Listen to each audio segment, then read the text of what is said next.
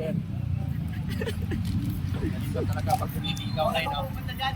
Bago magpunta ka sariling ano mo. Lagyan mo muna yan. Kung naliligaw pa ako, ganito ginagawa ko. Kaya hirap kaya manligaw. Huwag pang double. Ayan, papatibay. Okay ah. Huwag ang pangit naman double. Ikatabo laklakero eh. Laklakero to eh.